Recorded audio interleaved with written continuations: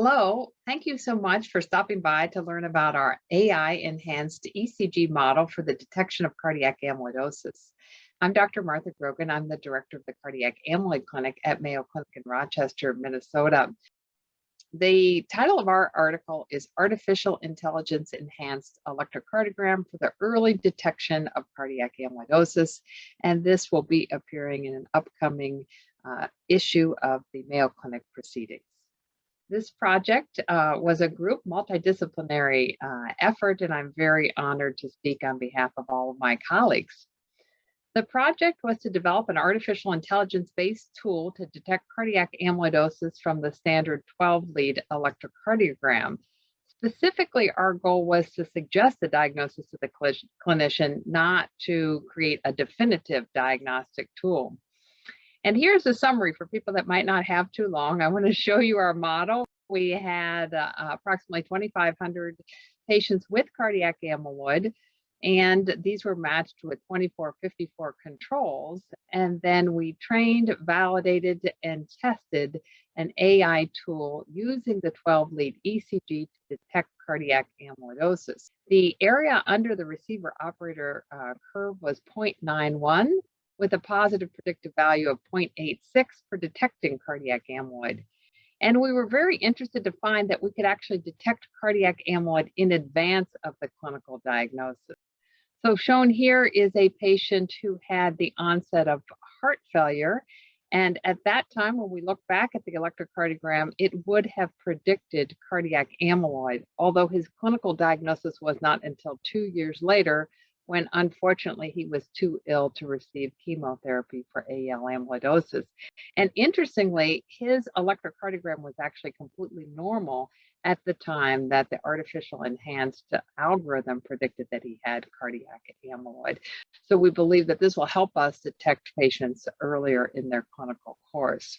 For a little bit more of the details, we had 12-lead ECGs on these patients with established cardiac amyloidosis who were seen between 2000 and 2019.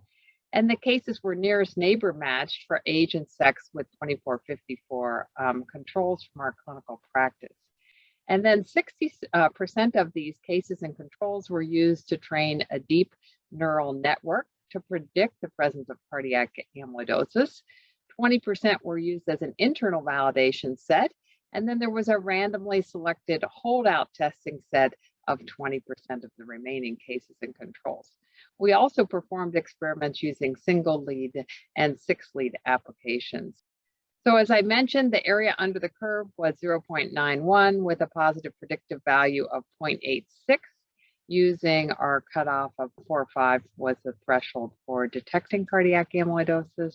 And interestingly, 84% of the patients in the holdout group were accurately predicted by the model. And the model actually performed quite well in both single and 6-lead applications. Again, here is shown the example of a 67-year-old gentleman who had AL amyloidosis, eventually diagnosed, but he presented with unexplained heart failure. And we saw that shortly after that, within about a month, the model would have predicted cardiac amyloid. And at that time, he really didn't have definite echocardiographic features. In retrospect, some subtle features. But then you see that he continues to score positive according to the ECG model, but it was 2 years before the clinical diagnosis was made. And again, this was with an entirely normal electrocardiogram at the time that the model predicted cardiac amyloidosis. We do have at Mayo Clinic, we have what we call an AI ECG dashboard. So we can see the results of what the electrocardiogram predicts for age, gender, probability of low EF, probability of hypertrophic cardiomyopathy, and of atrial fibrillation. And you can see that our patient here had many low scores, and then he went up rapidly at the time that he became symptomatic with heart failure. Interestingly, we wanted to know how often could we predict that the patient might have had amyloid before this was even clinically diagnosed. And so we performed an analysis of patients who did have an ECG available more than 6 months before the clinical diagnosis. And interestingly, the model was able to detect cardiac amyloid in advance of the clinical diagnosis in almost 60% of the patients who had an ECG available. So for AL patients, approximately half of the patients met the threshold for cardiac amyloidosis 12 months before the diagnosis.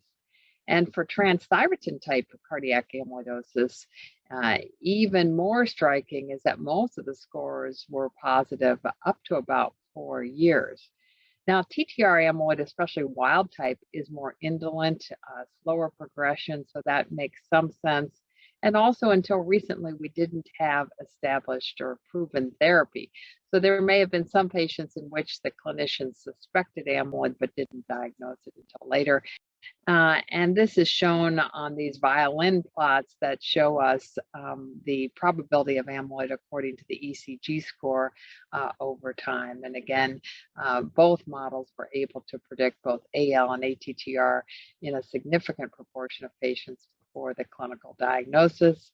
The subgroup analysis showed that the model performed well, even in patients with a normal electrocardiogram.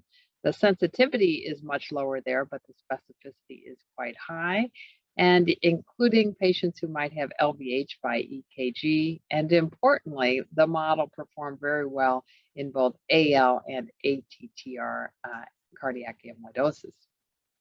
Future directions, we're very excited about this tool that may prove useful in determining prognosis in patients with cardiac amyloidosis.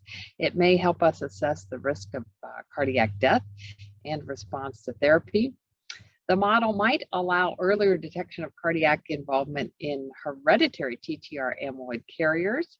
And it also might help in patients who have amyloid detected in other non-cardiac tissues, such as TTR patients who have positive carpal tunnel specimens or spinal stenosis demonstrating TTR amyloid.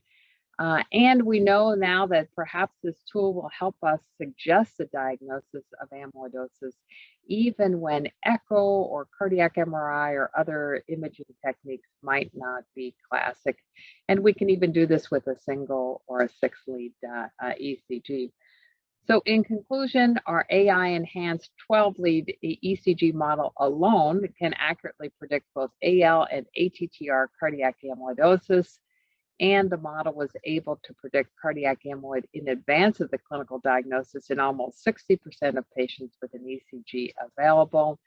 And the tool can be easily adapted to the single lead and 6-lead application. So thanks very much. I'm happy to share with you this exciting new advance in medicine. We hope you found this presentation from the content of our website valuable. Our journal's mission is to promote the best interests of patients by advancing the knowledge and professionalism of the physician community. If you are interested in more information about us, our homepage is www.mayoclinicproceedings.org. There you'll find access to information for our social media content, such as additional videos on our YouTube channel or journal updates on Facebook. You can also follow us on Twitter. More information about healthcare at Mayo Clinic is available at www.mayoclinic.org. This video content is copyrighted by Mayo Foundation for Medical Education and Research.